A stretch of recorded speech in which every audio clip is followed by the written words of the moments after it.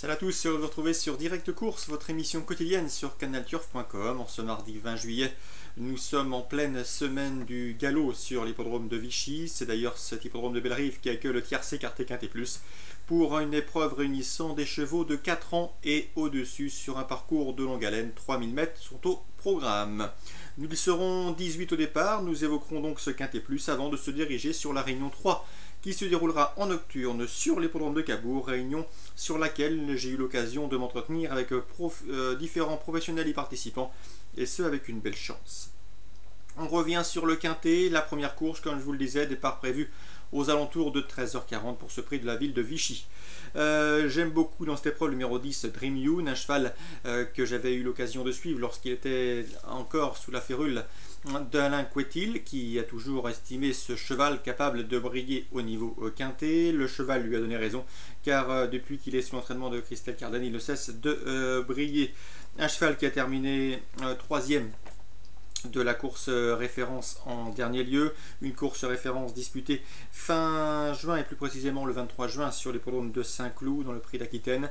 Ce jour-là, le cheval avait pris l'avantage à mi-ligne droite, il a fait longtemps illusion avant de se voir rejoindre par un certain Gentoo, un habitué des quintets. Donc ce numéro 10, Dream Yoon, s'annonce redoutable. Seul son numéro 16 dans les stalles peut lui jouer des tours, mais vous le savez comme moi, sur 3000 mètres, les paramètres de corde et des numéros dans les stalles sont moins primordiaux. Ensuite, on citera le numéro 3, Lunora, présenté par Damien de Matrigan. Cette pouliche de 4 ans sera montée par David Bonilla. Difficile de lui reprocher quoi que ce soit cette année, sa musique parle pour elle. Cela fait plusieurs mois qu'elle n'a pas terminé plus loin que 3e. D'ailleurs, en 3 tentatives dans les quintets, elle compte déjà 3 podiums. Ensuite, le numéro 6, c'est Air Woman, présenté par Joël Bonnard pour la monte de Yoritz Mendizabal. Cette pouliche sera une nouvelle fois munie de hier.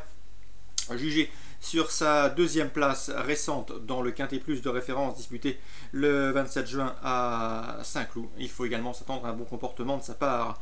Tout comme le 11, Célagan, la ligne de ce Quintet Plus de référence, présenté par Sébastien Jésus pour la montre de Stéphane Pasquier, un autre sujet de 4 ans qui a trouvé sa voie dans les quintets de Staccabi.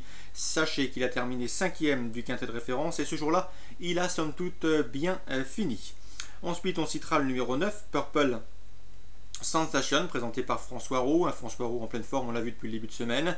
C'est un cheval qui sera a priori au regard de ses derniers résultats bien sur cette distance de longue haleine.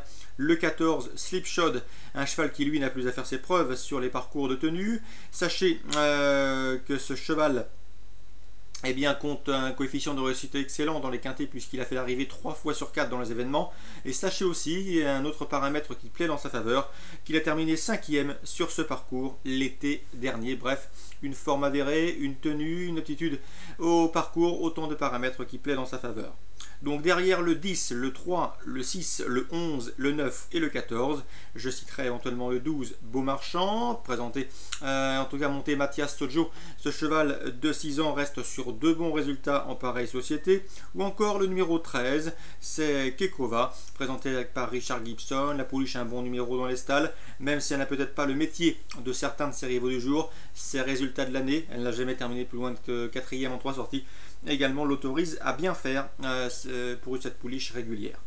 10, 3, 6, 11, 9, 14, 12 et 13, voilà pour le pronostic quintet, mais sachez que cette épreuve peut révéler quelques surprises. On l'a vu en ce lundi avec la victoire d'un extrême outsider à plus de 50 contre 1 monté par Yoritz Mendizabal. Direction maintenant l'hippodrome de Cabourg pour la Réunion 3. J'aime beaucoup le 813 Tikalov. Pourquoi? Puisque j'ai pu m'entretenir avec Claude Campin qui présente 2 de ses pouliches dans cette épreuve. Sa préférence va vers cette pouliche, le 813 Tikalov. Une pouliche d'après lui qui va progresser au fur et à mesure des sorties.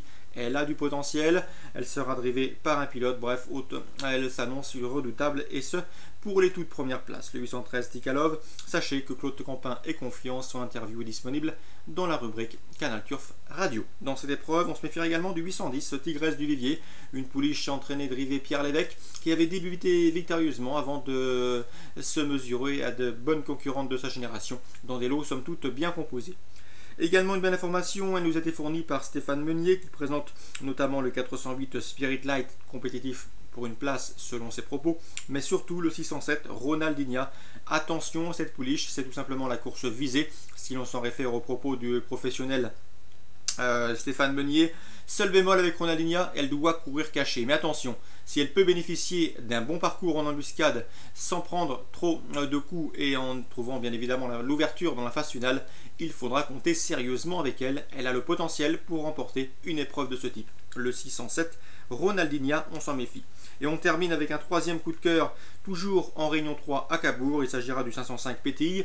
La cote sera bien évidemment moins attractive, mais a priori c'est bien très bien. En tout cas, Roberto Donati ne trouve aucune raison à un mauvais comportement de sa part. Elle vient de prouver sa forme sur ce parcours. Elle est rapide, elle se plaît corde à droite, elle est en pleine forme. Dans cette épreuve réservée aux drivers amateurs, elle sera drivée par Romain Poré pour un championnat du monde des amateurs qui débute justement ce mardi.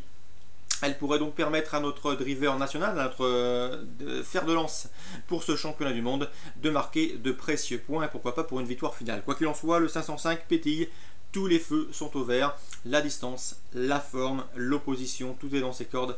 A priori, le 505 PTI ne devrait pas être loin de la vérité. D'ailleurs, Roberto Donati, qui a l'habitude de la courir relativement cachée, généralement, ici, nous a confié que la pouliche avait le droit, et sa jument, pardon, avait le droit d'aller devant cette fois-ci, car l'opposition semblait dans ses cordes. Une opposition, à mon avis, qui sera située en première ligne derrière la voiture, avec pourquoi pas le 1, Osvaldo Jangaro, ou encore le numéro 3, Papetland, deux élèves de l'entraînement de Jean-Pierre Viel, qui sont confirmés dans les tournois de cet acabit. Donc je me résume pour les coups de cœur à Cabourg. Priorité au 505 PTI, même si la cote sera faible. Le 813 Tikalov, c'est l'information de Claude Campin. Et pour du plus spéculatif, on se méfiera du 607 Ronaldinha, si elle peut bénéficier d'un bon parcours caché. La gare à elle peut mettre tout le monde d'accord. Voilà, j'espère que vous avez pris bonne note de ces informations et surtout qu'elles vont vous permettre de passer au guichet. Quoi qu'il en soit, nous on se retrouve demain pour une nouvelle émission. Très bonne journée à tous et bon jeu.